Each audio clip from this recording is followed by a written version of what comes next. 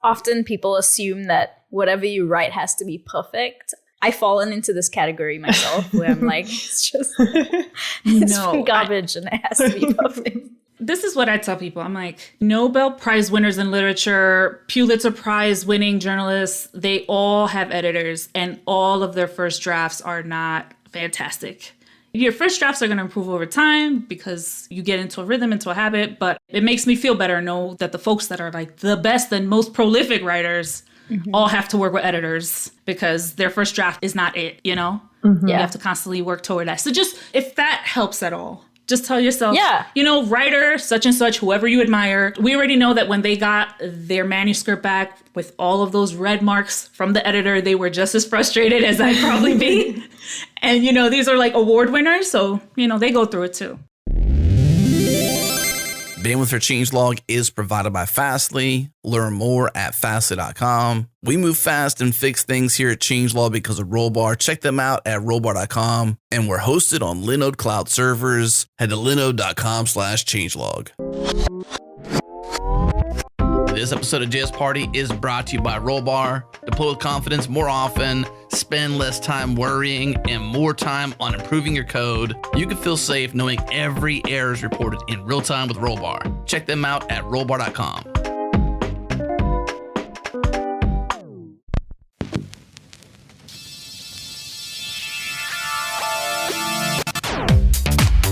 Welcome to JS Party, your weekly celebration of JavaScript and the web. Next week on the show, we are joined by a very special mystery guest. I don't want to spoil the surprise, but I will say that the interview was short and very awkward. Subscribe if you haven't at changelog.com/JSParty or in Apple Podcasts, Spotify, etc. Oh, and please share JS Party with a friend. The more, the merrier. Okay, let's do this. Hey, it's party time, y'all.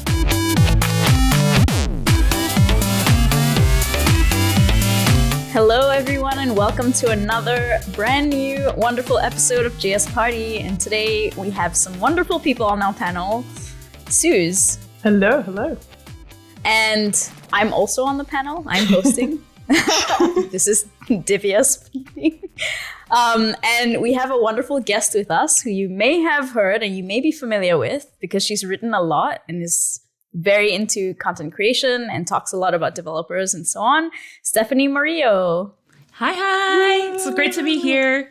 Cool. Stephanie, this is something we do with everyone just to give a high-level introduction of who you are, what you do, any plugs that you want to put as well.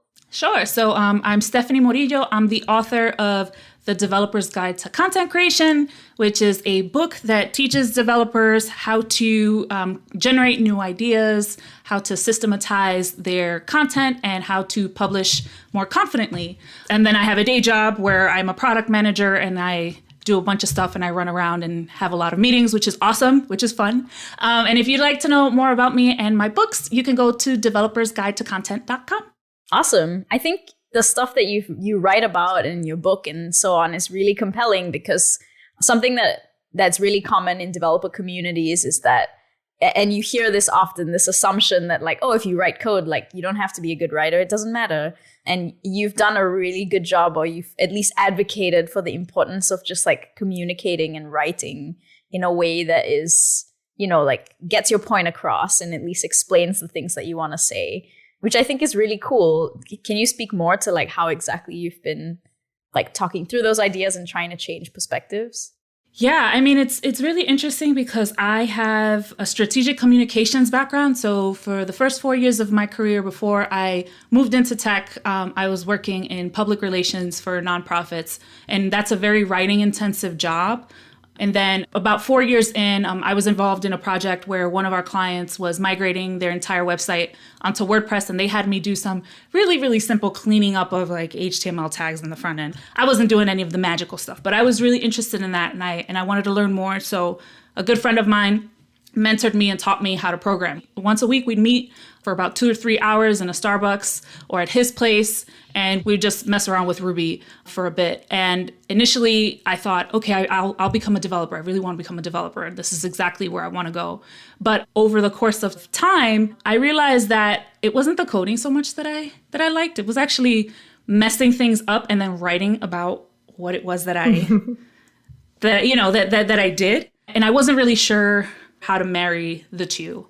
I knew, or I at least suspected, that writing and content was something that people liked, but it wasn't something that was valued that much. And I knew that just because you look at the salaries, right, for a software developer and maybe a technical writer or someone in a content position, and there's a disparity. Now, they're not the same exact types of roles. There are a lot of reasons and factors that go into that.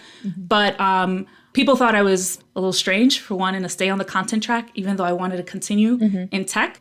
But I knew that there was a need to teach people. And the best way to teach people is you have to know how to communicate, or at least you have to make the attempt to communicate your thoughts and your ideas with people. And yeah, and I stayed the course. And you see, it's really easy, I think. It was easy actually for me, even as a content strategist, to assume that, oh yeah, a lot of people write, everybody blogs, everybody has a live stream or something. This is stuff people know. And I thought that it was self-evident, frankly.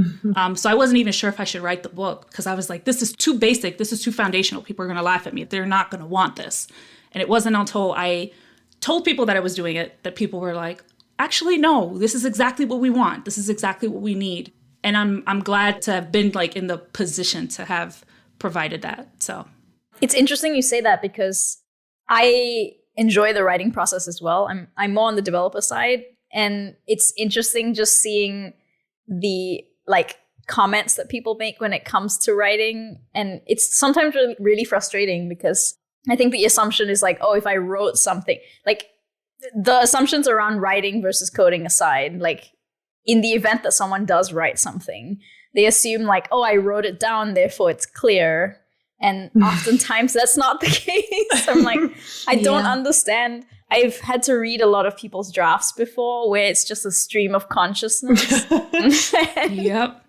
And it helps if you know the person, because you're like, I know exactly your thought process and the way you think and the way you speak. So I can like distill information I need. But there's so many technical posts out there and like content and tutorials that are like that honestly, just because they exist, people assume just because they exist, it's like already a step up. But to me, it's almost worse because it adds confusion. And now I have to like, after reading a really long post, have to go on and read extra things just to gain clarity. And I think that's a really interesting point, that you just like, people write, but are they writing in a way that actually communicates the point? Yeah, that's a sticky part, right? There's a lot of stuff out there, but the quality varies. You have things that are really, really high quality, and then you have things that can be reworked. And how do I say this? I've had the opportunity to also edit a lot of technical content. And what I've realized is that a lot of folks haven't had the opportunity really to, or haven't given themselves, or they don't know how to find someone else to give them a look at what they're doing. So there is a part in the book where I talk about the importance of self-editing. And self-editing is beyond just using Grammarly or just like, whatever native spell check comes with whatever software you're writing. It's really having another set of eyes review what you've created, looking at it from the reader's perspective. So you almost, like, to your point, you need someone who has that degree of separation from your content to help look at it critically and say, well, from my point of view as the reader, these are the areas where I'm lost, that are vague, that I'm confused about, that may be too long. The thing about technical writing, and by technical writing specifically, I'm thinking about something like documentation, which is fascinating, is that a lot of it seems to be really dry, right? Like there's not a lot of room to be like clever and fun. And that's because when you go into official documentation, you're going there with a purpose. You're not going there to sit down and be entertained. You're in the middle of something and you need to get it done quickly. But there is an art to distilling things down to their essence and not lose anyone along the way, right? Like you have to spell like really, really complicated things out in a way that allows people to follow what you're doing, and you can't lose them. And I think a lot of that comes to the fact that we don't really have the equivalent of like a writer's workshop in tech, like MFA programs. People are used to sitting down and looking at other people's work and reviewing stuff. With us, like, I think we're still at a point where people are just like getting over their fear of creating. So they're just like, okay, well, I'm not comfortable writing in a language that I'm not native in. Like, that is where we're at. And I think slowly but steady, we are getting to a point where people realize that writing is more than just putting thoughts to paper or, you know, publishing a blog post. That is a step of it, but it's a process. There's the research at the beginning. There's, of course, the writing phase, and then you're constantly refactoring before you get it out. And the idea of working with other people, having things peer reviewed, is something that I'd like to see more of, because it's incredibly important. Not just because you need somebody else to like spot out typos. That's great.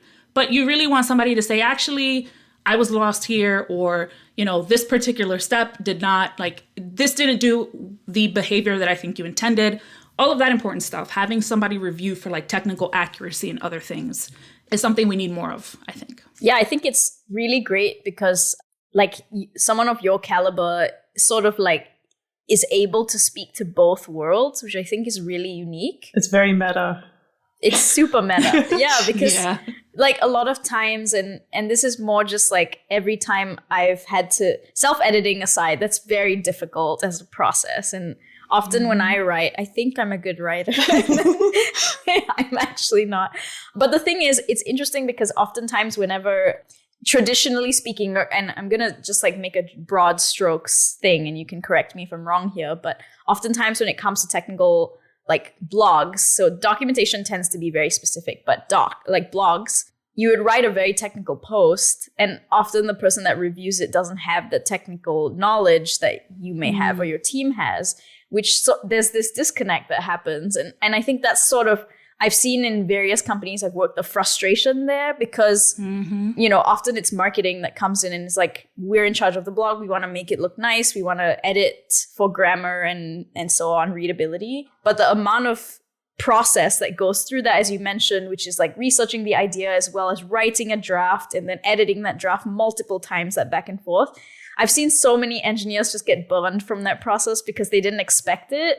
And also I think there's often, because of the miscommunication, this sense that one person is like, both parties are like, you don't know the thing that you're supposed to be doing. Like the engineers are like, you don't understand the technical stuff. And the marketing people are like, you don't know how to write well. And there's this constant clash, to the point where I've been in companies where we essentially have to beg engineers to write blog posts. But like, please, it's really great for, like, I'm sure there's SEO and all of that aside, like things that are involved, but it's just like a really great exercise in just like sharing knowledge within the company as well as externally. And so I don't know if you've ever had to work with that kind of a like disconnect, or that process that happens that makes people, or especially developers, which is your target audience, like frustrated with the content creation process? I have, because I was the editor-in-chief of 2 company blogs. I ran DigitalOcean's company blog, and I did a short stint at GitHub also running their company blog. And in both cases, I was in the marketing department, and I was like actively like trawling Slack channels and like, oh, this engineer did this thing. And then I would reach out to them and say, yo, I think you need to write this blog post. And the process worked out well, and I'll explain why. I understood, there were a few things that I understood about what it meant working with engineers. For one, they don't have all the time in the world to write their blog posts. They're doing this in addition to their main job. So sometimes I would even reach out to engineering managers almost to advocate the value of having their engineers write for the blog, to get them excited and say, this is going to be great for your team. This is going to be great for your engineers. This will give, you know, people externally a window into what your particular team is doing, especially if it's a team that's like working on platform stuff and things that are more internal facing, that are not customer facing. It's awesome to give them an opportunity to talk to their work on the blog. So that was one important step for me, was to reach out actively to engineering managers just to let them know what our thoughts were. Secondly, I spelled out the process I was very transparent about what my process looked like. So I explained to them, I said, listen, I know that you're very busy. I know that priorities change within an instant.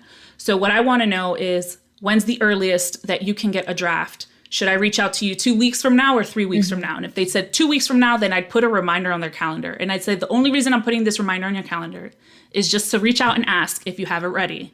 And if you have it ready, great. If you don't, then I'll come back to you at some later point. So in marketing, like if you're going to do content management, you're working on more than one blog post at one time. At any point, I was having 8 conversations simultaneously just to get a blog post ready for like 2 months from now, because at any point something could fall off.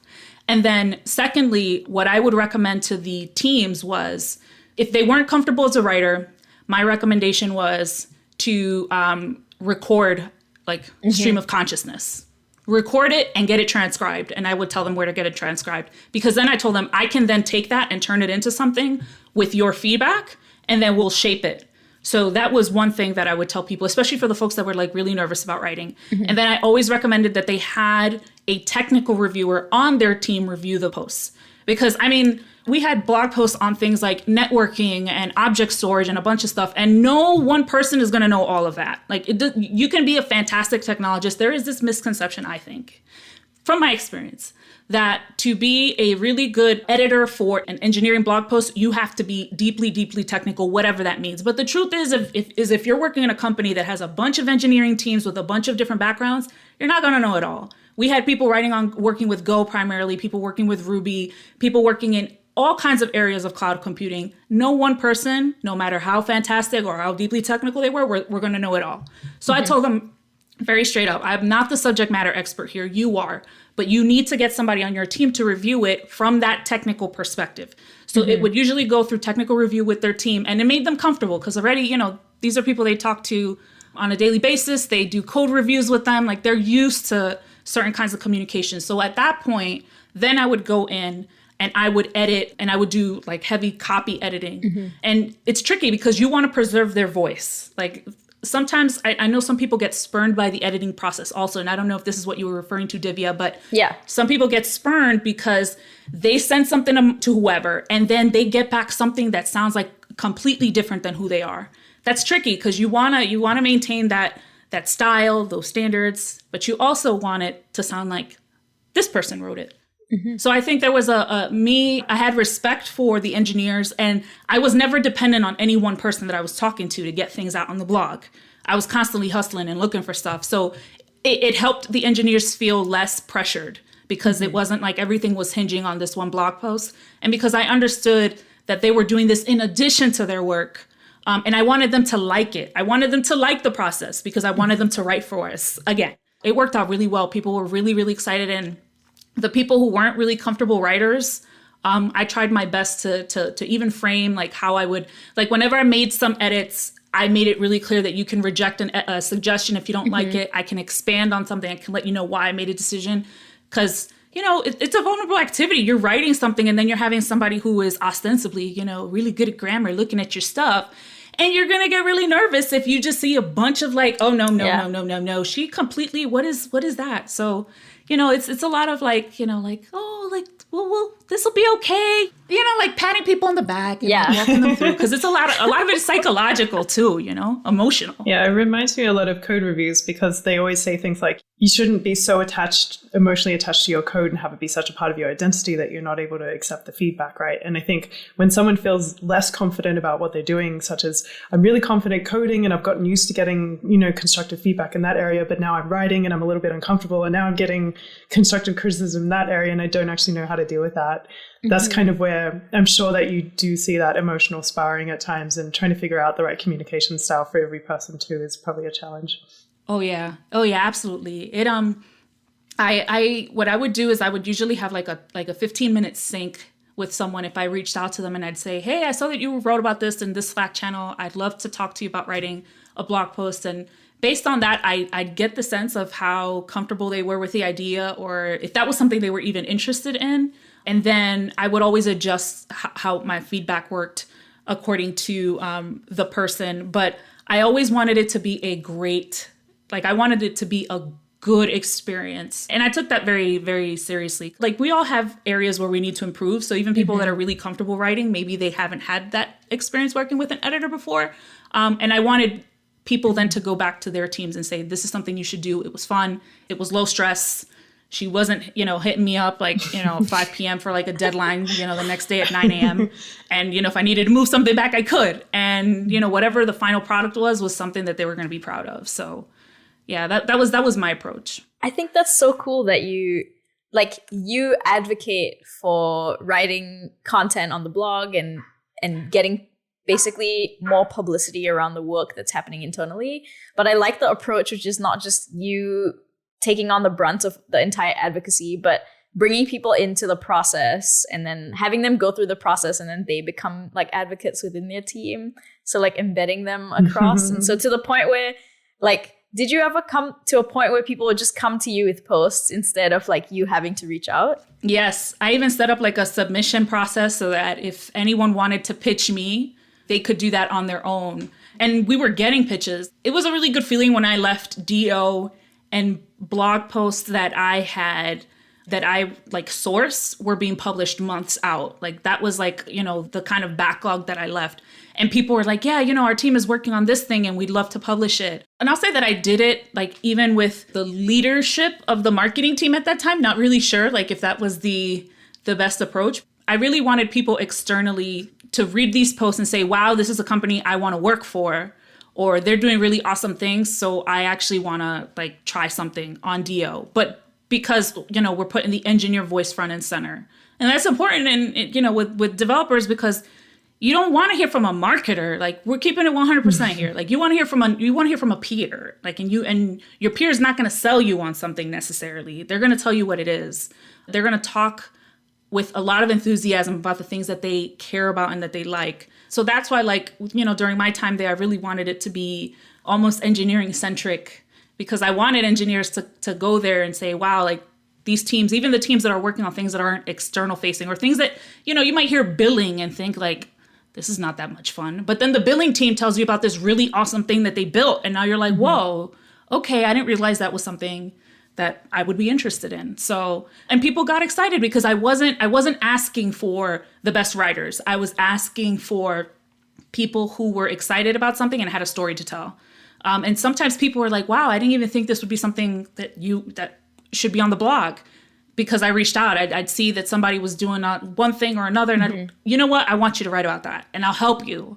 And you don't have to do it alone. Like you don't have to be a great writer or feel that you're a great writer or anything. Like I will make sure that this is something that you feel really good about. So yeah, it worked. It helped. It was awesome. It was a great experience. I loved it. I worked with a lot of engineers and a lot of folks who, again, were all over the place in terms of their comfort levels with writing.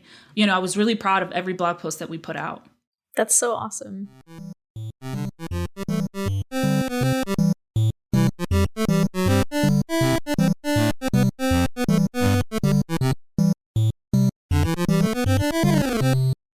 Linode is our cloud server of choice.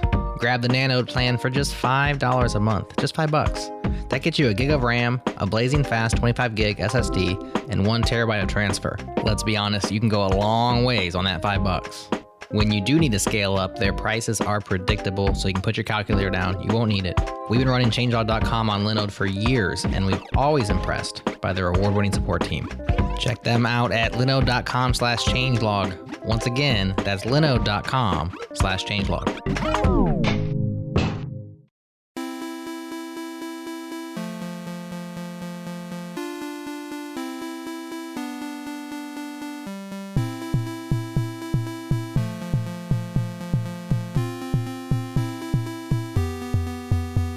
Suze, what have you been working on lately? Like non-work related?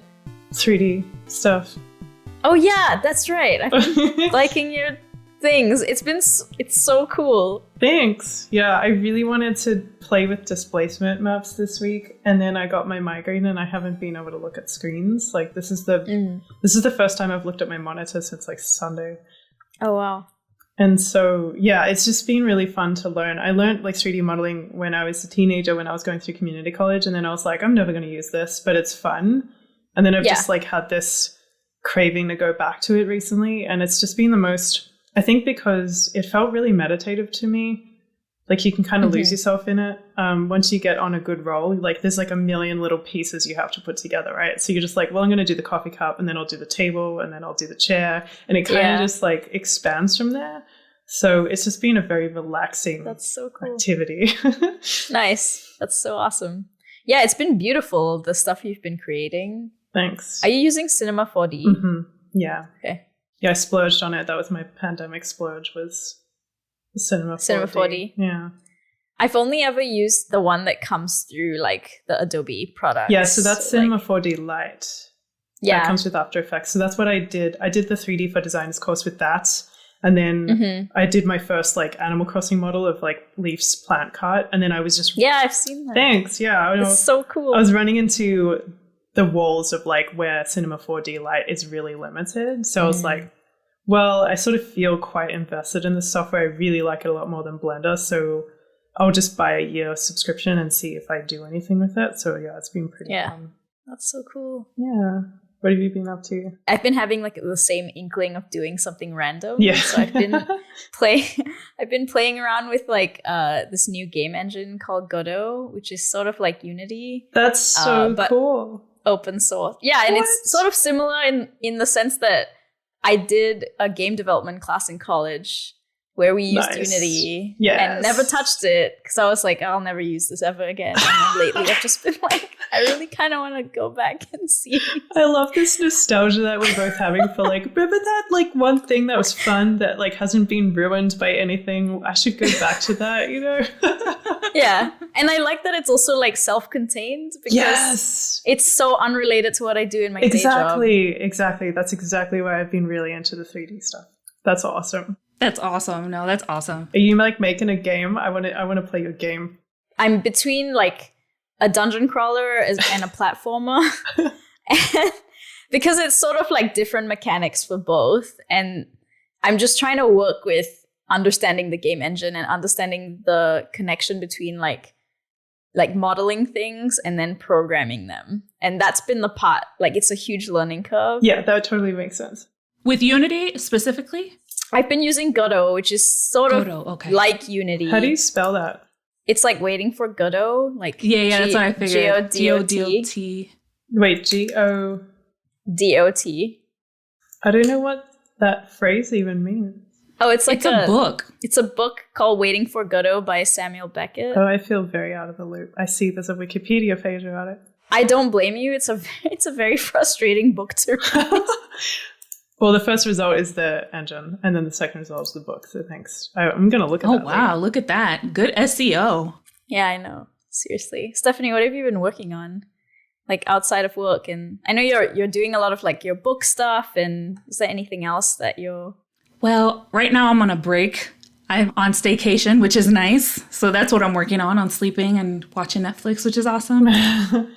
But honestly, it's just been one of those years where I've been furiously writing.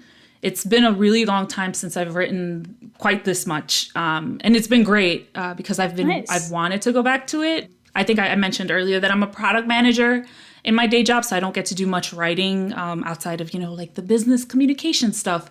But yeah, it's been mostly just making myself get into the habit of writing consistently again. Yeah, cool. Because I'd love to hear more about just like how you've been, because writing consistently is actually something that's really difficult to do. Mm-hmm. I've tried to do that. I have done it only within like a month sprint where I wrote like every day. And it was really tiring. So I think it's really cool that you're doing is there any like specific topic that you're focusing on, or is it like free form type of writing? It's primarily blogs and then short essays for a newsletter. So my newsletter goes out twice a month now, and I'm blogging 1 to 2 times per month. So similarly, it'll be like every 2 weeks that I'm publishing something new. And, in addition to that, I've kept a journal since I was 11. So, nice. That's where all of my bad writing goes, just because it's nice to have a place where like where like your writing can be really bad, Yes. You just do the thing and nobody's going to look at it and nobody's going to judge, but it's just a way of, getting those creative juices flowing and getting into the habit more than anything. Oh, for sure. I think often people assume that whatever you write has to be perfect. I've fallen into this category myself where I'm like, it's garbage and it has to be perfect. I mean, well, think about it like, this is what I tell people. I'm like, Nobel Prize winners in literature, Pulitzer Prize winning journalists, they all have editors and all of their first drafts are not fantastic. Yeah, your first drafts are going to improve over time because you get into a rhythm, into a habit. But it makes me feel better know that the folks that are like the best and most prolific writers all have to work with editors because their first draft is not it, you know? Mm-hmm. You have to constantly work toward that. So just, if that helps at all, just tell yourself, writer such and such, whoever you admire, their first draft, we already know that when they got their manuscript back with all of those red marks from the editor, they were just as frustrated as I'd probably be. And, these are like award winners. So, they go through it too.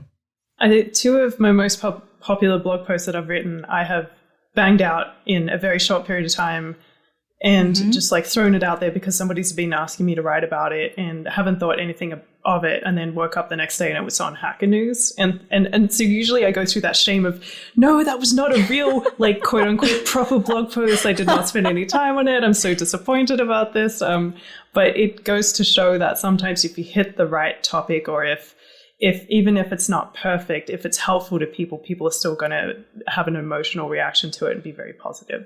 Yeah, I think it's a good balance to have between, because I think there's a sense of like sort of like publishing your drafts, and I've heard people say that as well. But it's an interesting balance to strike, because I think what Stephanie, you were saying is just like the consistency, I think, sort of makes you a better writer. Like the fact that you're just consistently writing and not making it super finessed. So you're sort of almost publishing drafts. But I think that in a sense puts you in a really good place to write better as a whole. So if you were to like sit down and actually write a post that's for like, a bigger publication, let's say, you're likely to have something that's a bit more polished than if you hadn't gone through the process of just writing consistently. Yeah, absolutely. Going back to what Sue said about how like the posts that you put together really quick are the ones that I still can't predict, frankly, which posts are going to do the best. There are posts that I put out there that I'm like, nobody's going to read this. And then it's the same thing. It gets picked up by a newsletter and people say, this is exactly what I've been looking for. And I'm like, really? Like, this is not even, what? Like, why? Totally. People assume like, yes, because like a lot of my blog posts currently tend to have like, there's like certain themes, like I have a sense of what my audience is interested in. But, if I'm putting like a blog post, like I did a blog post on like internal processes and documentation that I thought 3 people would read. And that was like a blog post that everyone read. And then the post that I was like, yes, everyone's going to want to read this about like content strategy for developer relations. And like, it was like, 5 people. I mean, it was more than 5 people, but comparably, you don't know. It's the ones that you put together in 15 minutes that people, I don't know, they react strongly to.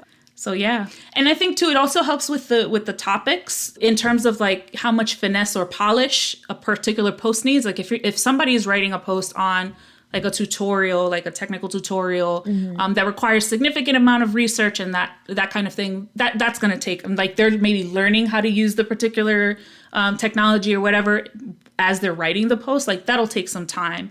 But if it's something more like an opinion piece, on a particular topic that they are very confident in, then that's the kind of thing that might take less time to, put out there. So I guess what I'm saying is, in terms of like how much time it sometimes takes to put things out, it really depends on like the amount of familiarity you have with that particular topic prior to, sitting down and getting it out. So if anyone is ever like, man, like I can't, I'm not like Suze, I can't just like put something together in 30 minutes and then it'll be on Hacker News. Well, I'm sure there is something that you can do, but if you're writing on like how to use blah, blah, blah, with the MERN stack, and you don't know the MERN stack that well, it's going to take you some time to learn that first before you put your thing out. So yeah, it always varies. One thing that I hear from a lot of people is kind of based on that, where not only are they afraid that they don't know enough about a topic, they actually have trouble coming up with a topic in the first place. And I always feel very unhelpful in this case, because I usually say, oh, I just got mad about something, so I wrote about it. Or like people kept asking me about the same thing, so I wrote about it. And they tend to be my top 2, where I just get so passionate about something that I want to. And it feels so defeating to say to someone, just sit around and wait till you get mad about something, because like that's not very practical advice. I'm interested in what you tell people who come to you and say, I don't know what to write about, but like I think that I do want to actually write because I think I'd enjoy that experience. Yeah, that's a great question. In the Developer's Guide to Content Creation, I have like a little, it's not even a formula, it's more like a framework. There are 4 categories of ideas. So basically 4 ways of generating ideas for a blog post. So the first thing is write about something that you know. Write down a list of just do a brain dump of everything that you know. And it does not, and we're not even talking about, whether it's 101 level or 201 or et cetera. Just write down the things that you're like, you feel you have a good handle on. That's one thing. Second, look at the things that you have done before, maybe in a different format. So if you gave a talk at a meetup, if you did something for work that maybe isn't like 100% proprietary, maybe it's something related to process or like how something was restructured or something, that's something you have. So you can always repurpose that and use that as the basis for new content. So that's, things things you have, things other people want to know. So Suze, you mentioned that sometimes people will approach you with questions.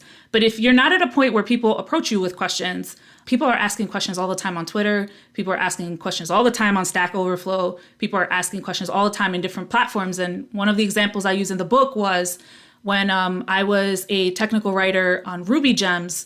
We were trying to figure out how to write a guide for helping Ruby developers troubleshoot TLS issues. And there was no existing documentation about this anywhere. And when I did a quick Google search just to see if people were talking about it, the question came up on Stack Overflow. So I was like, okay, people are asking about it. It's something that a lot of people want to know about. So I'm going to use that and turn that into a blog post. That ends up happening. And then the fourth one, so things you have, things you know, things other people want to know, and then things you want to learn. That's the other category. What is it that you're interested in learning? Like writing a blog post is great. It at least gives you some kind of structure so that you can learn things. So if you're like, oh, I really want to learn how to use, Netlify, and you've been making a point on like creating a blog and then, doing that with Netlify, then this gives you the opportunity to learn that because you're learning it. And as you're learning it, you're writing about it. So when you think about it in those 4 ways, things you already know, and there's a lot of things we know about, and it could be like, like Git commands. You're an early career developer and you're trying to figure out, you're like, I don't really know that much about this stuff. Actually, what about all the things that you learned up until now? All of that is good basis for things to write about. Things you already have. Again, things that, is it an open source project? Did you create something and put it on GitHub? Write about it, write about the process, write about all of the design decisions that you made, why you made certain things that way. If you gave a talk before, hey, that is stuff that you can repurpose and make it into a cute little blog post. If you did a screencast, same thing. And then see all the questions people are asking in different forums. And then lastly, what is it that you want to learn? And chances are, technologists, we all want to learn things all the time. So there's never, a shortage of possible things that you can write about when you look at it in those 4 categories. This is extremely good advice. Thank you. I'll try and remember that. Yeah. I think the learning-driven development is especially helpful, but it's not always what you think about at first. But I know that a lot of people want to learn a topic, so sometimes they'll even pitch like a conference talk, and then they'll learn how to do it while they're writing the talk. And so I never really thought about applying that to a blog post too. That's really cool. I got that idea when I was learning Ruby. My mentor suggested that I create a blog and use it as a way of documenting what I was learning. So every week I would write kind of like a recap of what it was that we discussed and what I learned and what was frustrating. And it was mostly for myself. There was no external audience. It was mostly for me. But it helped because I wrote it as if there was an external audience and I formatted it accordingly. So, if you're just learning something, you don't have to have a blog. I think it's important to say this because I think a lot of people might compare themselves to folks who are like really prolific content creators and such, who make a career of it or at least use it, to move ahead. And they're like, wow, well, this person has like this amazing blog and blah, blah, blah. Like you don't have to have a particular audience for your blog. Your blog can be 100% for you. If you want people to read it, that's great. And of course, you're gonna approach it differently. But it's totally okay to create something that only you're looking at and is for your eyes only, at least in the beginning, while you're getting used to it. And then when you get to a point where you're like, I want more people to see this and read this, then you can, widen your scope and change the kind of content that you write about. But it was great because I was already online anyway. And, I was already using Ruby to learn how to create like a Jekyll blog and stuff. It was nice. It made sense. It kind of connected everything together. Yeah. It's also cool because it serves as like a really good personal documentation if you forget things. Yeah, I've used many of my own blog posts. Yeah, 100%. You have a record of it. Yeah, exactly. I mean, there have been times like I've written about something and like published it either to like a company blog or something, and then Googled and found my own And you found your blog. Every time. I'm like, oh, okay. Yeah. Exactly. Every time I set up a new Windows Thank you, laptop, Pasty. I like Google my own blog post about how to make the terminal pretty. This was before WSL, and it was before the new Windows terminal, and so it was so hard to get your stuff to look really pretty in the Windows terminal. And so I always had to Google that one blog post that, well, it just goes straight to my blog and pull out the XML files and everything that I linked out to. See, it's like you just have to give like yourself a pat on the shoulder for that foresight. Totally. Thank you, for helping me out in the future. You're the audience. Yeah. You're writing for yourself, and like I sort of treat it that way whenever I write things as well. Just to be like, this is for me or for future me who's likely gonna not know the thing that now me knows. Exactly. 100%.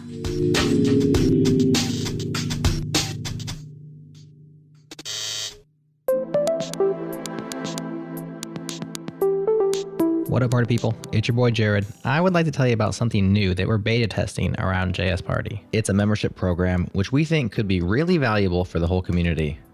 It's called Changelog Plus, and it's the best way to directly support JS Party and all the podcasts, videos, and other stuff we create here at Changelog. We have big plans and ambitions for this, but we are experimenting for now to make sure there's interest. When you sign up today, you make the ads disappear. You get JS Party and all the shows you love, just no ads. That means this part you're listening to right now, it'll be gone. We also have some extended episodes planned, bonus content, merch store discounts, and a lot of ideas. But since it's such early days, we are offering memberships at a 40% discount for early adopters. That deal's going on for the month of August, so head to changelog.com/plus+ to join today, lock in that discount, get closer to the metal, and make the ads disappear. Once again, that's changelog.com/plus+. We'd love to have you supporting us as a member.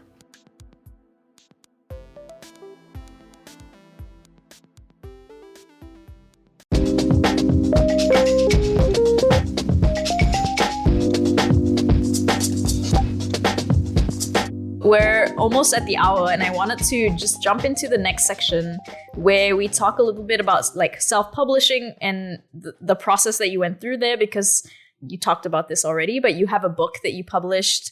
Like, it's interesting to hear just the process of what that was like. And so can you speak to that and, what you went through there? And yeah, I'd be happy to do that. So I got the idea for the book, I would say it was last fall.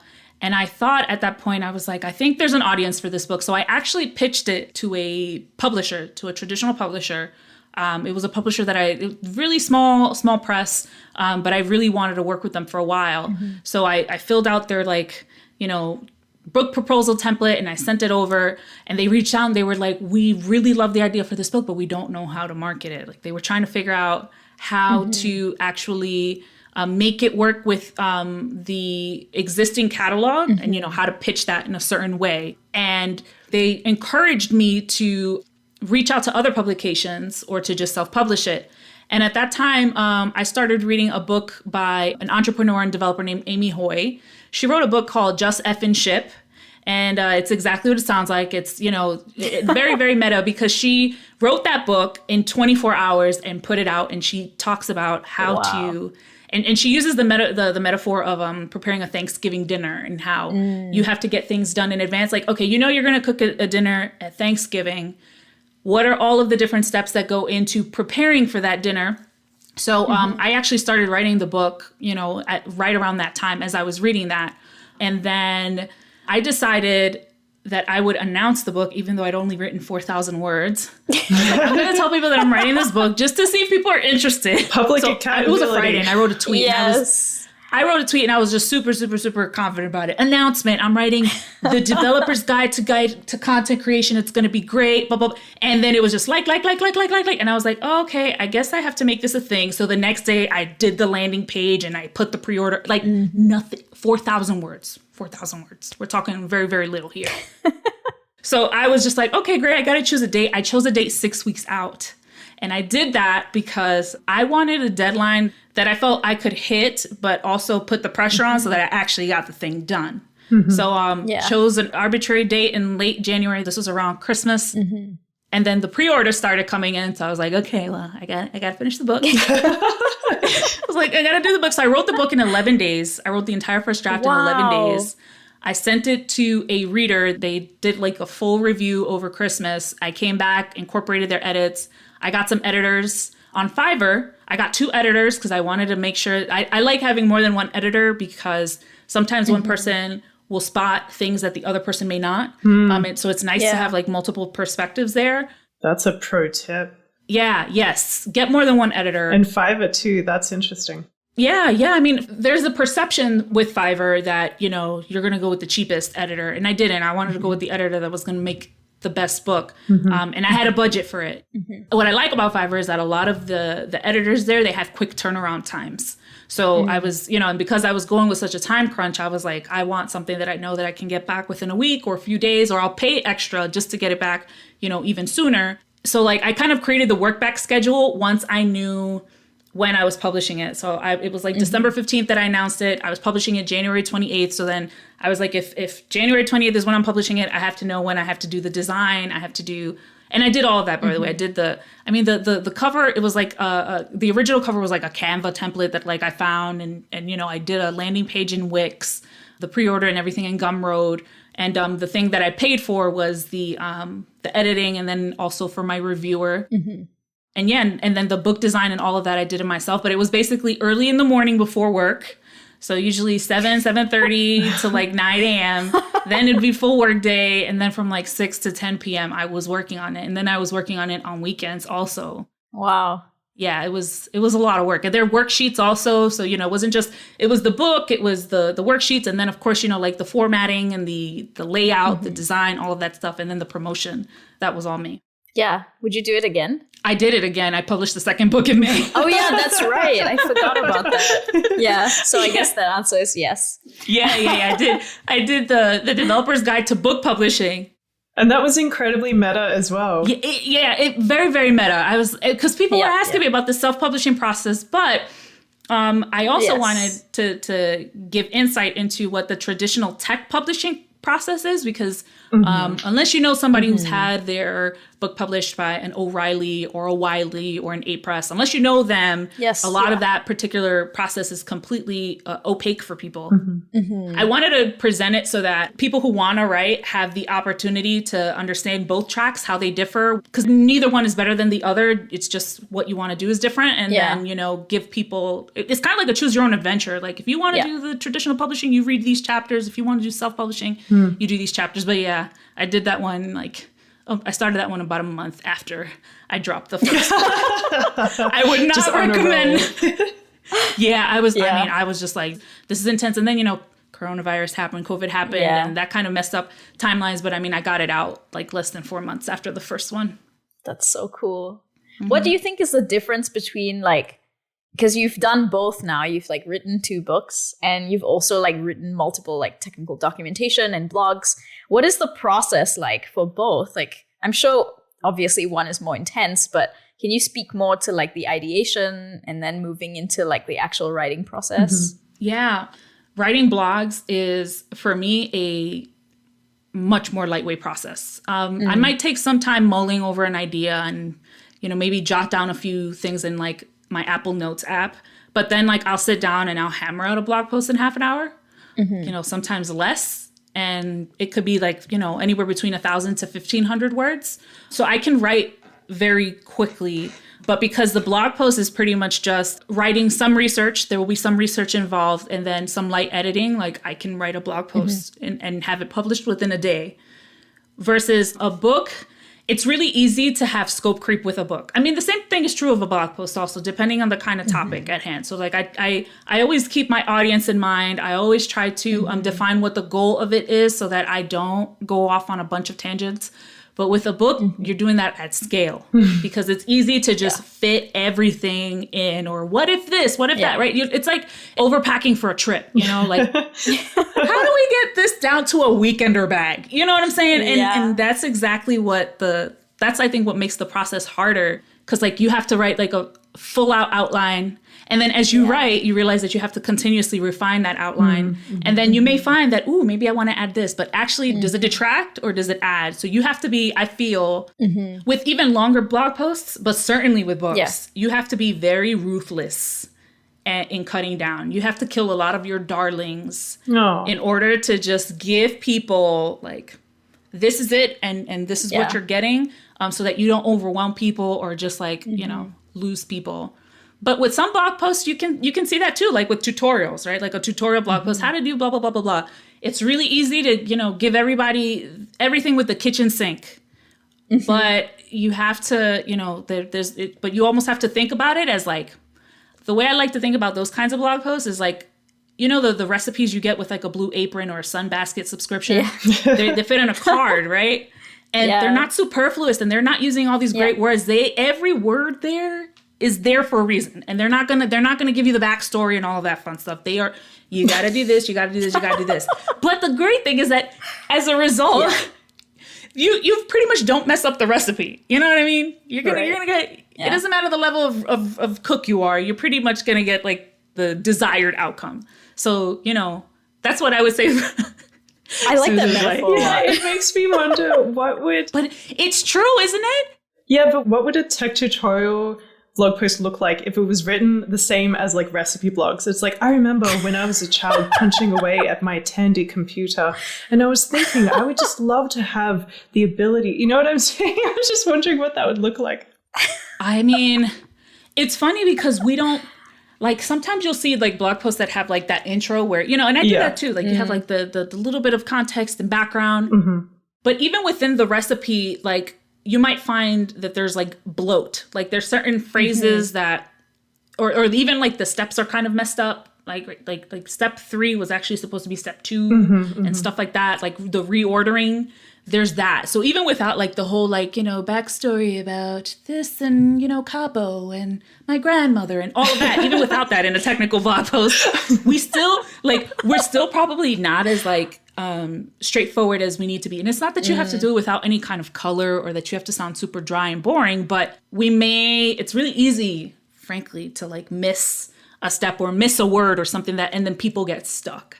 So I think going back, and I know this was like very, very long-winded, so I may have lost my train of thought for a bit, but I think with both like certain kinds of technical blog posts, like a tutorial where you're teaching somebody how to do something from start to finish, and a book, you have to outline, you have to be very ruthless in cutting things out, and you have to make sure that every step that is there and every word that is there actually means something. And don't just go by your own judgment, like have somebody else review it so that they can validate or not your hypothesis that this particular thing actually is doing what it's supposed to be doing. So, yeah. I think it's so important that you mentioned that, and it's so pertinent as well because people think the writing process is creative and so it just flows. But I actually think what you're speaking to is that it's much more rigid in terms of, well, not rigid, but there's some structure to it, which is like, you outline what you want to say and then you write the thing rather than like let your ideas flow, which that's a different kind of writing. But I like that structure as a way of making sure that you actually can write the thing within a reasonable amount of time. And also you don't get burned by the process. Yeah, 100%. Awesome. So I think we're at time. I wanted to thank you so much for coming on. And before we close, I wanted to, Suze, did you have something to say? No. Did I make a face? I always make faces and I don't mean to. I'm sorry. Like I do that all the time. It's fine. It's totally fine. It's just my face. Before we close, I just wanted to also just give you an opportunity to like make a plug and where can people find you and that kind of information. Sure. So on Twitter, I am at Radio Morillo. That's RADIOMORILLO. You can find me at stephaniemorillo.co. I blog 1 to 2 times a month. There's links to my newsletter if you're interested. And of course, if you're interested in purchasing the Developer's Guide to Content Creation, you can also find it there. I frequently tweet with tips about writing and content in general. So if you're interested in seeing what kinds of gems I drop, there's a bunch of stuff on Twitter. And then, of course, I have opportunities for developers who want to work with me one-on-one. So if you would like a one-on-one session, you can find more information about that on my website also. Perfect. Yay! I definitely second that you have nuggets of wisdom on your Twitter. So I often see that. I'm always clicking through to your threads every time. Oh, I appreciate you. Cool. Awesome. That's our show for this week. We hope you enjoyed it. If you did, we'll gladly accept a 5-star review on Apple Podcasts. That would be rad. Are you following JS Party on Twitter? If not, you're missing out on live show notifications, clips and highlights from past episodes, links and reposts from around the JavaScript community, and more. Join in on the conversation. We are at JS Party FM. This episode was hosted by Divya with help from Suze. It was produced by me, Jared Santo, and the music, as always, was created by the mysterious Breakmaster Cylinder. JS Party is brought to you by amazing people at companies who get it. Special thanks to Fastly, Linode, and Rollbar. That's all for now. Mystery guest next week.